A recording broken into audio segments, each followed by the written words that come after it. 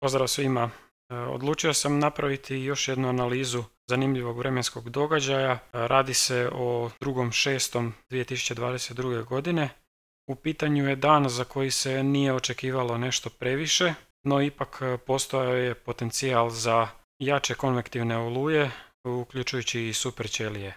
Kao što možemo vidjeti, za taj dan Estofex je nad zapadnim dijelom naše unutrašnjosti izdao level 1, a u svojem tekstualnom izvješću su napisali za južni dio Alpa, koje je uključivalo i onda naše područje, da se očekuje razvoj oluja na planinama. Dnevno zagrijavanje bi doprinijelo razvoju slabe konvektivne energije, ali na mjestu je bio snažan deep layer shear i u prognozi su po Estofexu bile splitting ili razdvajajuće oluje, drugim riječima super ćelije koje imaju mogućnost razvoja krupne tuče i olujnih udara vjetra. Ako pogledamo u europskoj bazi u kojoj se prijavljuju posljedice nevremena, možemo vidjeti za 2.6.2022. da je bilo ukupno 345 prijava i većina tih prijava, kao što je vidljivo, je bila u našoj bližoj okolici i nad našim dijelom zapadne unutrašnjosti. Bilo je najviše prijava krupne tuče i olujnih udara vjetra,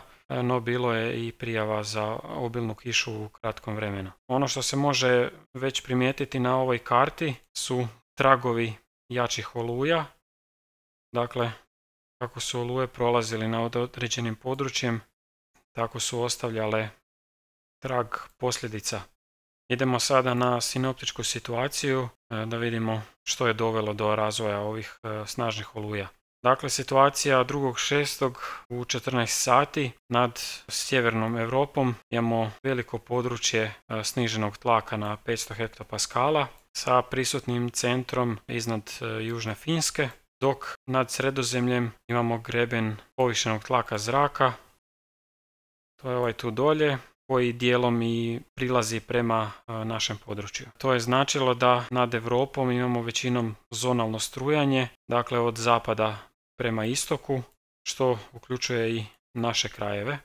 A na karti strujanja možemo vidjeti da je najsnažniji jet bio vezan uz ovaj prodor na sjevernom dijelu Europe, dok je južnije, uključujući i naše krajeve, postojalo strujanje iznad onog grebena nad Sredozemljem i između tog grebena i ovog prodora na sjeveru. Nad našim područjem na 500 hektopaskala brzina vjetra je iznosila između oko 50 i 60 km na sat, to je negdje oko 15 metara u sekundi. Ako se spustimo niže na 700 hektopaskala, slična situacija, dakle imamo ovaj centar kod Finske gore i imamo većinom zonalno strujanje nad srednjom Europom i našim krajevima i ovaj greben povišenog tlaka zraka nad Sredozemljem. Što se tiče strujanja na 700 hektopaskala, ono je bilo osjetno slabije nego na 500 hektopaskala, no i dalje je vidljivo slično strujanje kao i na 500 hektopaskala, najsnažnije oko ovog prodora na sjeveru i onda ovaj drugi ogranak nad sjevernim dijelom ovog grebena nad Sredozemljem. Još niže na 850 hektopaskala, dakle sloj gdje se nalazi low level jet, nad našim krajevima nema nikakvog snažnog strujanja. No ono što se može primijetiti je da tik istočnije od nas imamo sjeverno strujanje, dok sa Sredozemlja prema nama je to većinom jugozapadno strujanje. Naši krajevi su se onda nalazili tu nekako između ta dva i postojala je, ajmo reći, konvergencija, no u biti je to bila i nekakva frontalni sustav koji se nalazio iznad Alpa i ovako nad našim dijelom unutrašnjosti. Ako se približimo na naše krajeve, možemo vidjeti to strujanje, dakle nad Mađarskom sjeverno strujanje, nad sjevernim Jadranom jugozapadno-zapadno strujanje, nad Slovenijom južno strujanje i onda ta konvergencija na 850 hektopaskala ili frontalni poremećaj, kako god ga nazvali, se nalazio nad središnjom Hrvatskom dijela Slovenije i Austrije pa dalje kroz Alpe. I u tom slučaju bilo je za očekivati nastanak oluja nad južnom području Alpa i onda bi se te oluje kretale sjeverozapadnim strujanjem prema našim krajevima. U prizemlju ovo je situacija u 8 sati ujutro, dakle bilo je većinom sjeverno strujanje čak i nad našim dijelom unutrašnjosti, prilično nedefinirano ovdje zapadnije nad Gorjem i Slovenijom, no nešto kasnije u popodnevnim satima, ovo je 3 popodne, nad našim zapadnog dijela unutrašnjosti više to nije čisto sjeverno strujanje kao što je nad Mađarskom, već je strujanje tu već okretalo na istočno, a u Sloveniji i na jugoistočno strujanje. Nad sjevernim Jadranom je to bilo južno strujanje i budemo vidjeli po temperaturama zraka, ovo je bila ne odveć hladno sjeverno strujanje, dakle temperature zraka u Mađarskoj i nad nama se nisu pretjerano razlikovale. Što se tiče konvektivne potencijalne energije, nije bila prognozirana neka značajna količina, kao što je i Estofex ranije spomenuo, a i kao što možemo vidjeti, ovo je GFS model, prognozirao je većinom između 200 do 1000 džula po kilogramu i možemo primijetiti dakle, da nad ovim dijelom gdje je bilo čisto sjeverno strujanje se i nije prognozirala nikakva energija, dok već ovdje nad ovim dijelom gdje je bilo prognozirano više istočno strujanje i nad Slovenijom jugoistočno i južno, da je već bilo za očekivati da će uz dnevno zagrijavanje se razviti nekoliko stotina džula energije i bilo je već za očekivati da će oluje nastajati u ovom tu području gdje je postojala energija, a ako se sjećamo, dakle, imali smo i ovdje negdje otprilike se nalazila i ona zona, frontalna zona ili konvergencija otprilike nad ovim tu područjem. I bilo je za očekivati da će oluje nastajati nad južnom Austrijom i kretati se prema jugoistoku i preko dijela naše unutrašnjosti.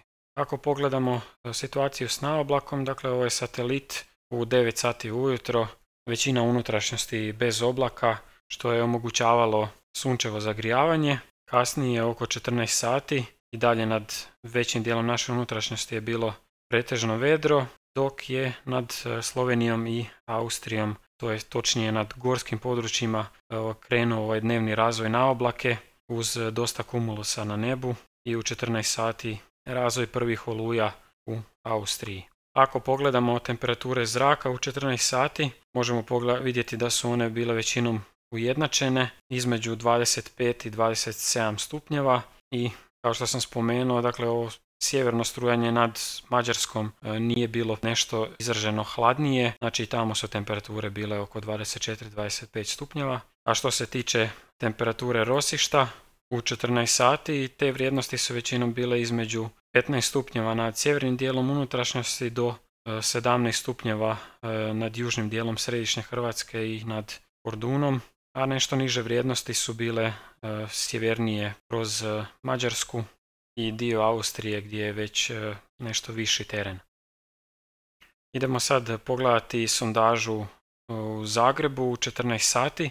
Prvo što možemo primijetiti je poprilično mršava količina konvektivne potencijalne energije i mixed layer cap je iznosio oko 400 džula po kilogramu, dakle približno kako je bilo i prognozirano. Surface based cape je bio nešto viši, oko 850 džula po kilogramu, no sve u svemu to je poprilično slaba količina energije, posebice za mjesec lipanj. Ono što možemo još primijetiti na ovom profilu je dakle da postoji na sloju 850 hektopaskala jedan slabiji sloj inverzije koji je sprječavao raniji razvoj oluja, a što se tiče količine vlage, sloj je bio negdje do otprilike kilometar dubine, što nije pretjerano duboko, no bilo je dovoljno za ovaj dan.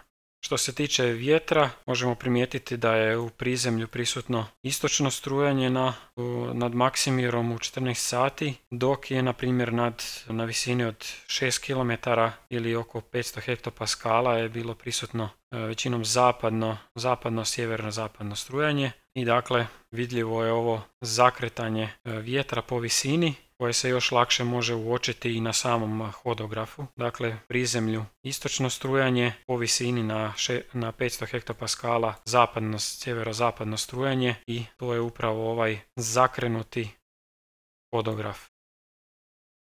Posebice je bilo izraženo zakretanje u donja 3 km, a to je vidljivo i ako pogledamo Storm Relative Helicity za desno skretajuće oluje je u donja 3 km iznosio oko 175 i ovakav hodograf se rijetko kad viđa nad našim područjima, najčešće se događa kada je u prizemlju prisutno istočno, sjeveroistočno strujanje, a u višim slojevima atmosfere oko 500 hektopaskala zapadno strujanje.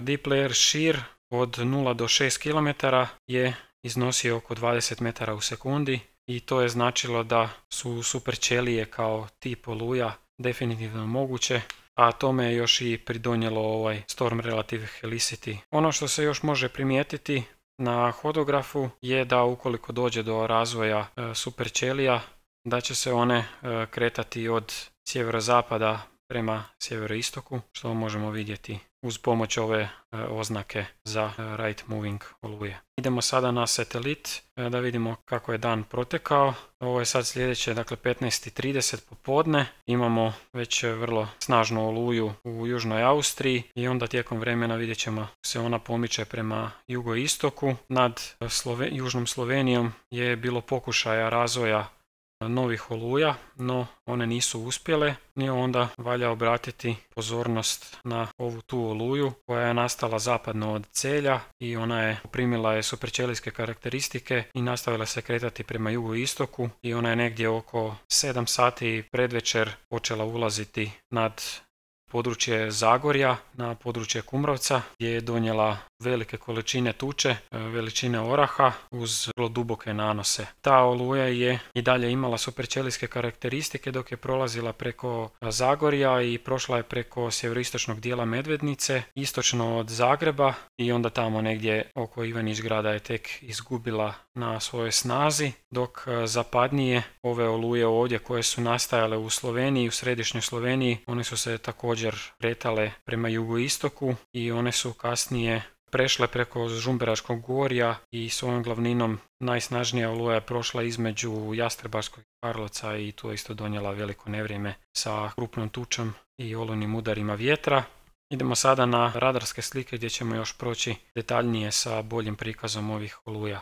Dakle, ovo je 15:30, oluje su u Austriji, pri tome je najsnažnija ova tu na južnom kraju i ona je ušla u Sloveniju. U južnoj Sloveniji vidimo ovaj pokušaj razvoja oluja koji nije uspio, brzo se raspao, a zapadno od Celja ova oluja ovdje vidimo začetak jedne od najsnažnijih superćelija tog dana, koja je kasnije prošla otprilike ovom tu putanjom.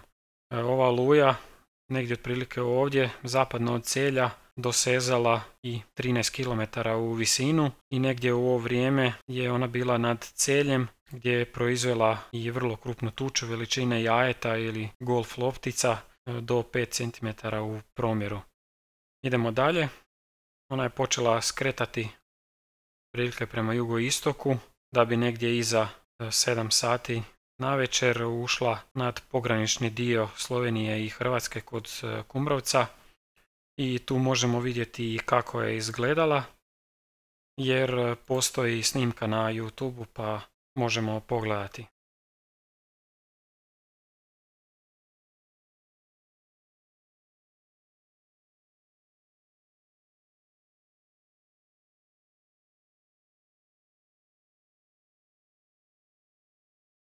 Ono što možemo vidjeti je velika rain-free baza, dakle vidljiva baza bez da je zaklonjena od oborina i ispod te baze ovo je područje wall clouda, dakle nema sumnje da se radilo o superćeliji. Dakle, ova superćelija je onda prelazila preko Zagorja, imala je preko 60 dBz-a odraz i preko 10 km u visinu i donijela je vrlo velike količine tuče u Zagorju. Ovo su neke od slika, vrlo dubok sloj tuče, lokalno i do 20, možda i preko 20 cm se je nakupilo tuče koja je u promjeru bila većinom 2 do 3 cm. Dakle, stvarno ekstremne količine tuče. Na Instagramu sam pronašao i sliku dok je bila, mislim da ovo je Oroslavlje, pa isto možemo komentirati izgled.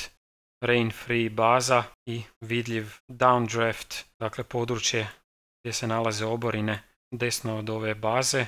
Ovo tu je područje gdje se inače nalazi wall cloud a cijeli ovaj tu dio oluje je updraft ili ti, s obzirom da je u pitanju superćelija, ovo je mezociklon. Ovakav izgled je upravo karakteristika superćelija, dakle vi kad uživo to gledate možete jasno vidjeti rotaciju, da se ovaj dio oblaka kreće ovako, zakreće ovako, dok se oblak pomiče prema vama i upravo zbog tog zakretanja oborine zabačene u desno i padaju s desne strane mezociklona. Idemo dalje kroz radarske slike. Dakle, ovdje je oluja prelazila preko Medvednice, malo je na kratko i oslabila, što je bilo i vidljivo uživo, i onda je nakon prolaska preko Medvednice se počela i smanjivati u veličini. Dakle, to je ova tu oluja. Zapadnije se pozornost počela pomicati na ovu drugu oluju koja je nastala u središnjoj Sloveniji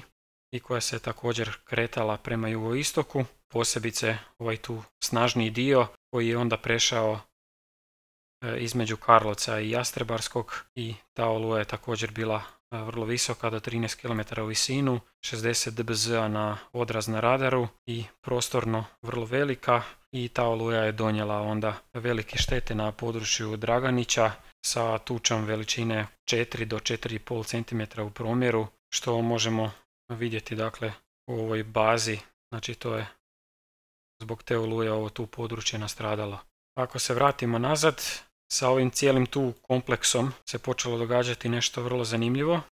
Dakle, nastao je MCS ili ti Mesoscale Convective System koji je ojačao u pokuplju, i proći ću prvo preko radarskih slika, a onda ću se vratiti nazad pa spomenuti šta smo to zapravo imali. Dakle, ovo je linija oluja koja je u ovom trenutku prelazila preko sisačkog područja prema Kutini, Pounju, Posavini i dalje kroz Posavinu i sjeverni dio Bosne i Hercegovine. Sad, ono što se dogodilo zanimljivo, dakle negdje odavdje je ovaj kompleks počeo poprimati obilježja BOV ekosustava. Ako pogledamo što je BOV ekosustav, dakle to je sustav koji na radaru poprima izgled luka, dakle vizualno to izgleda ovako, i ako se vratimo na naše radarske slike i prelaskom preko Siska možemo primijetiti upravo takav oblik.